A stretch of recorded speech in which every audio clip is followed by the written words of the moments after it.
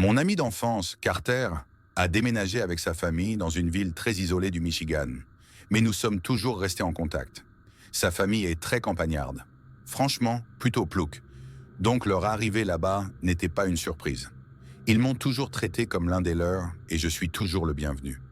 Nous avons tous les deux 19 ans maintenant. Je suis à l'université et Carter travaille pour son père. Leur propriété est immense et j'y étais déjà allé, donc ce n'était pas ma première visite. C'était un week-end d'automne et j'avais prévu de rester chez Carter. Sa mère et sa sœur étaient absentes pour le week-end. Il n'y avait donc que Carter et son père à la maison.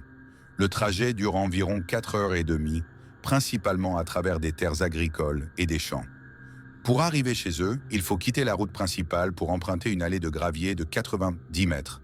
À mon arrivée, Carter et son père m'ont accueilli chaleureusement. Ils étaient déjà dehors avec des bières. Alors, après avoir apporté mon sac, je les ai rejoints. Carter me parlait de tous les sentiers des environs qui seraient là parfaits pour faire du tout-terrain avec mon Toyota 4Runner. Je n'y avais jamais mis les pieds, mais j'étais partant. Son père nous a préparé des hamburgers avant de partir chez un ami. Puis Carter et moi sommes montés dans ma voiture et il m'a conduit sur un sentier voisin qu'il a trouvé parfait pour le tout-terrain. Il était environ 18 heures, nous n'avions donc que quelques heures de lumière. Nous avons passé environ 1 heure à explorer différents sentiers non loin de chez lui. À la tombée de la nuit, nous avons repris la route. Les bois sont encore plus sombres qu'on ne le pense. En passant devant des terres agricoles, nous avons aperçu un bâtiment abandonné ressemblant à une église, avec un grand champ de maïs à côté. Carter a dit qu'il passait devant tout le temps, mais qu'il n'y était jamais allé. Naturellement, nous avons décidé de revenir plus tard pour y jeter un œil. Carter a suggéré que nous y allions à vélo. Sa famille possède une tonne de VTT avec éclairage et équipement. Nous sommes rentrés chez lui et il a rempli un sac à dos avec de la tequila, du Sprite et des lampes de poche. Nous avons choisi les 2 meilleurs vélos. Chacun était équipé d'éclairage pour rouler de nuit. Carter a dit que ça prendrait environ 20 minutes. Nous sommes tous les deux des mordus de fitness depuis le lycée, donc la balade ne m'a pas dérangé du tout. Quand nous sommes arrivés au bâtiment, il faisait déjà nuit, d'où les lampes de poche. L'herbe autour était haute et mal entretenue. Nous nous sommes assurés qu'il n'y avait pas de voiture à proximité avant d'entrer sur la propriété. Nous avons caché les vélos dans le champ de maïs pour les cacher. Il restait juste assez de lumière naturelle pour voir, sans utiliser de lampe de poche tout de suite. Carter ne voulait pas attirer l'attention sur notre présence. Nous pensions pouvoir prendre des photos Instagram sympas et artistiques si nous parvenions à entrer. C'était clairement une vieille église. Les fenêtres le trahissaient. Nous avons jeté un œil à travers l'une d'elles. Mais il faisait bien trop sombre à l'intérieur pour voir quoi que ce soit. J'ai demandé à Carter de me passer une lampe de poche. Une fois allumée, nous avons enfin pu voir à l'intérieur. C'est alors que nous avons remarqué quelque chose d'étrange sur les bancs. On aurait dit une personne penchée, assise dos à nous. Carter a dit que ça ressemblait à un mannequin, car il ne bougeait pas du tout. Nous avons fait un pari amical. Il a deviné mannequin. J'ai dit que c'était un sans-abri ivre. Nous sommes allés à la porte d'entrée, qui était condamnée. Carter l'a secouée pour vérifier, mais elle n'a pas bougé.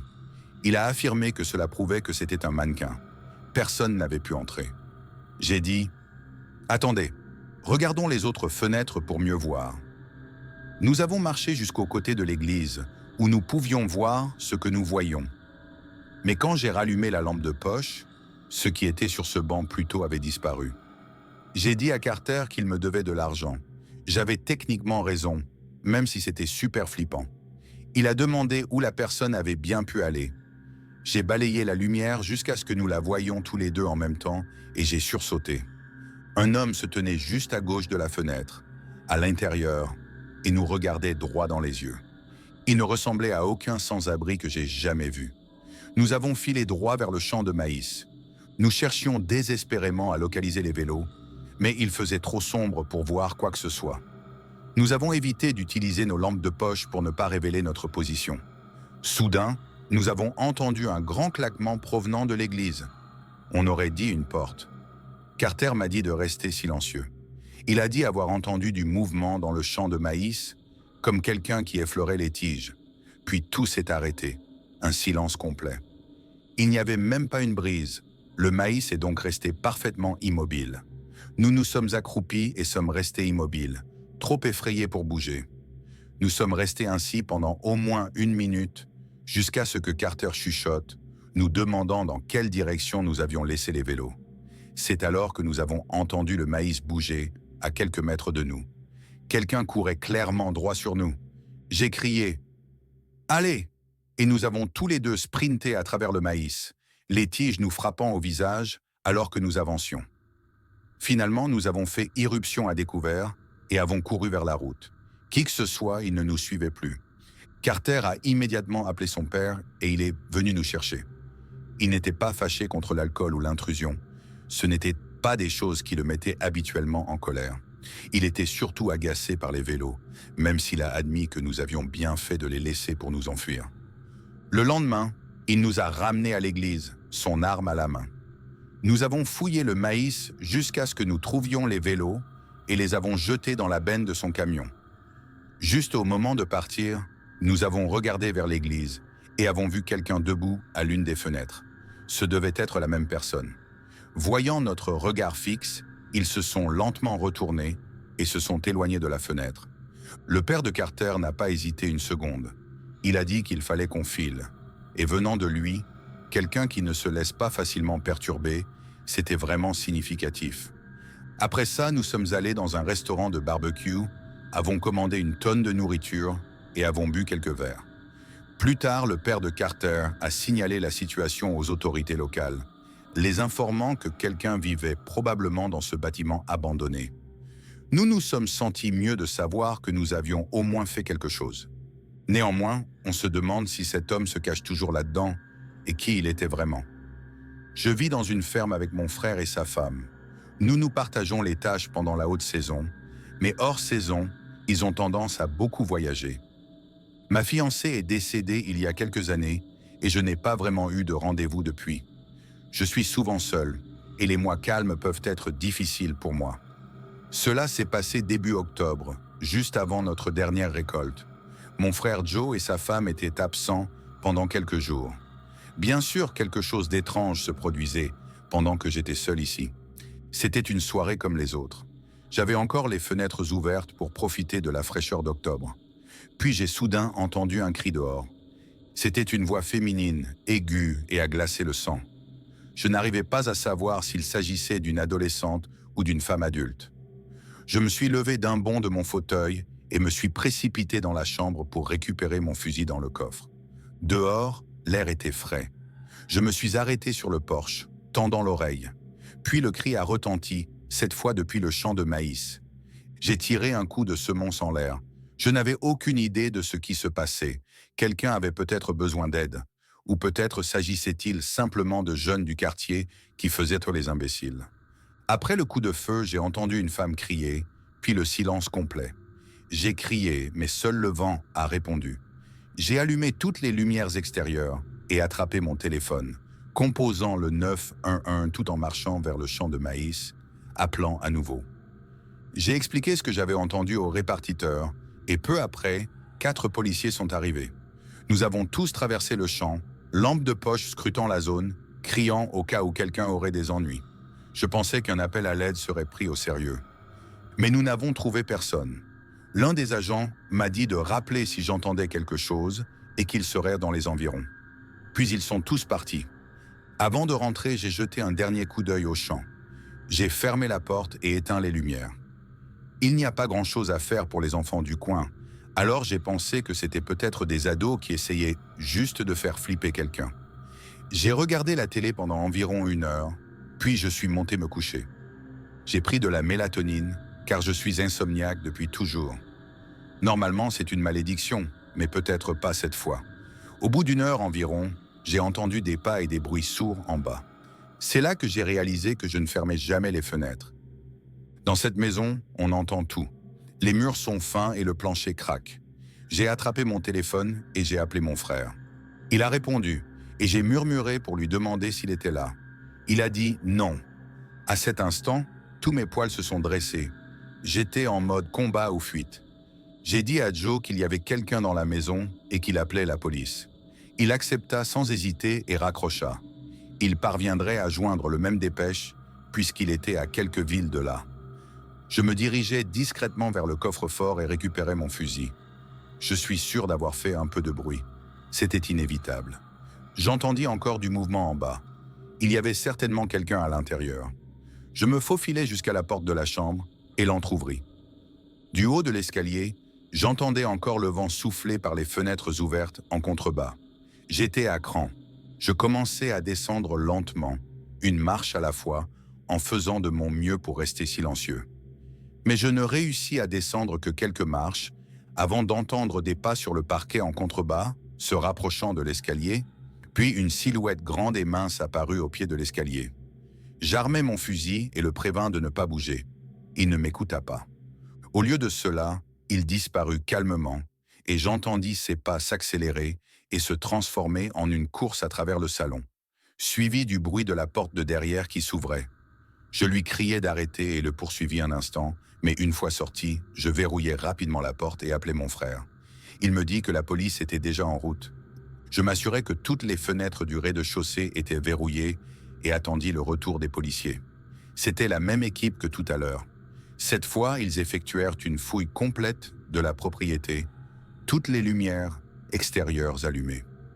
Un policier dit qu'il resterait sur place toute la nuit, mais je me doutais que l'intrus n'oserait pas revenir après avoir vu que j'étais armé. Et il ne revint jamais. Mais ce n'était pas fini. Alors que je terminais la dernière récolte de la saison avec la moissonneuse-batteuse, j'aperçus une chaussure isolée dans le champ. J'arrêtai la machine pour vérifier. C'était une chaussure de femme, pointure 42. Cela m'a immédiatement ramené au cri que j'avais entendu cette nuit-là, puis à l'homme qui était entré par effraction dans ma maison quelques heures plus tard. J'ai rappelé les secours et laissé la chaussure intacte pour qu'elle soit récupérée correctement. À l'arrivée de la police, ils ont de nouveau fouillé le champ de maïs et ont pris la chaussure comme preuve possible dans une affaire de disparition. Ils ont même fait appel à des chiens pour tenter de la retrouver. Étrangement, aucune femme n'avait été portée disparue dans notre comté à l'époque. Pourtant, je me demande sans cesse si le propriétaire de cette chaussure est encore en vie. L'idée que quelqu'un ait pu être tué sur mon terrain me rend malade. Enfant, notre famille avait une caravane à Hollywood, en Caroline du Sud. C'était moi et mes 3 frères. Ce n'était pas grand-chose, juste un modeste mobil-home de 3 chambres, mais cela a joué un rôle important dans notre enfance et me rappelle encore des souvenirs. Nous avons toujours su que nous étions proches lorsque les fermes ont commencé à apparaître le long de l'autoroute. Je suis la 2e plus âgée et au moment de cette histoire, nous avions environ 14, 12, 10 et 8 ans. L'endroit était simple, mais il y avait l'électricité. La vieille télé nous permettait d'emporter notre PlayStation et de jouer à des jeux. On y allait depuis des années, donc on avait nos lieux de rencontre habituels. Une grande aire de jeux à l'école primaire du coin en était un. Nos parents y lisaient des magazines pendant qu'on jouait à cache-cache. On aimait aussi faire les fous à l'épicerie du coin. Explorer les bois à proximité était un autre de nos passe-temps favoris. Les voisins les plus proches n'étaient là, pas si loin, mais suffisamment éloignés pour que nos parents nous laissent pas nous promener seuls. C'était la première année qu'ils laissaient notre plus jeune frère, Todd, nous accompagner sans eux. On a pris un chemin différent de celui où on s'arrêtait habituellement. Il n'y avait presque pas de circulation. C'était une route tranquille avec seulement quelques maisons. Une maison se démarquait toujours. Elle était perchée sur une colline avec un champ de maïs, mais jamais visible. Pas de voiture, pas de gens. La maison, le hangar, les bois et le champ de maïs donnaient l'impression d'être l'endroit idéal pour jouer à cache-cache. Il faisait jour, et Tony, notre frère aîné, fut choisi comme premier attrapeur. Nous nous sommes dispersés pour nous cacher. Je me suis accroupi dans le champ de maïs, complètement dissimulé, tandis que Tony criait « Prêt ou pas, j'arrive !» Je suis resté là, silencieux, jusqu'à ce que j'entende des pas crisser dans les tiges sèches. Je ne savais pas qui c'était, et je ne voulais pas risquer de me faire prendre. Alors j'ai couru à travers les cultures et gravi la colline en direction du hangar rouge. Je m'attendais à ce que Tony me poursuive, mais non. J'ai supposé que c'était l'un des plus jeunes garçons. Puis j'ai entendu Tony poursuivre George, notre frère de 10 ans, de l'autre côté de la maison. Il riait et criait. Tony l'a rattrapé, donc George était dehors. Je suis resté caché derrière le hangar, puis j'ai aperçu Todd près du mur du fond de la maison, en train de rire de moi. Je lui ai fait signe de se taire, et il s'est tu. C'est là que j'ai compris. Si Todd était là-bas et Tony avec George, qui était dans le champ de maïs avec moi? Tony s'est approché et a touché Todd, puis m'a vu et a couru dans ma direction. J'ai essayé de dévaler la colline en courant, profitant de la pente pour prendre de la vitesse, mais Tony était plus rapide et m'a rattrapé facilement. Nous nous sommes tous retrouvés en bas près de la route. C'était mon tour de chercher, mais je me suis arrêté et j'ai demandé si quelqu'un s'était caché dans les cultures. Comme tout le monde a dit non, j'ai eu peur. Je leur ai dit que quelqu'un d'autre était allé dans le champ de maïs et que c'était peut-être le propriétaire. Alors nous avons décidé de partir rapidement. Nous sommes retournés au mobil-home, où nos parents étaient dans le salon en train de regarder un film. Ce soir-là, nous avons dîné dans notre pizzeria préférée. Je me souviens que papa disait que personne n'habitait dans la maison près de laquelle nous jouions. Une fois la nuit tombée, nous avons voulu jouer à chat avec une lampe torche. Maman ne voulait pas que Todd sorte après la tombée de la nuit. Et je pense que nos parents l'ont autorisé uniquement parce que Tony avait 14 ans et qu'il était considéré comme responsable. Nous sommes donc tous les trois rentrés à la propriété. Le chat avec une lampe torche, c'est comme cache-cache, sauf que le chercheur utilise une lampe torche pour attraper les gens. Il faisait presque nuit noire. C'est moi qui cherchais cette fois. J'ai compté jusqu'à 60, puis j'ai crié « J'arrive !» J'ai éteint la lampe torche pour rester caché. Je voyais juste assez pour me déplacer. J'ai inspecté la maison et le hangar. Tous deux étaient sombres et vides. J'ai scruté les arbres avec la lampe torche. Toujours rien. Mais puis j'ai pensé qu'il devait y avoir quelqu'un dans le champ de maïs. C'était le choix évident. Je suis descendu jusqu'au bord du champ et je me suis glissé à l'intérieur aussi discrètement que possible, la lampe torche toujours éteinte. C'était bien plus effrayant maintenant qu'il faisait nuit. Alors que je traversais le champ de maïs, j'ai de nouveau entendu des pas. J'ai essayé de me faufiler pour une passe surprise. Pensant être proche, j'ai allumé la lampe torche et crié « Attrapez !» Mais je n'ai vu que quelqu'un de dos qui s'enfuyait. « Qui est-ce » ai-je crié. « Vous êtes dehors !» Puis j'ai entendu des rires, mais pas ceux d'enfants. C'était un rire d'adulte, troublant.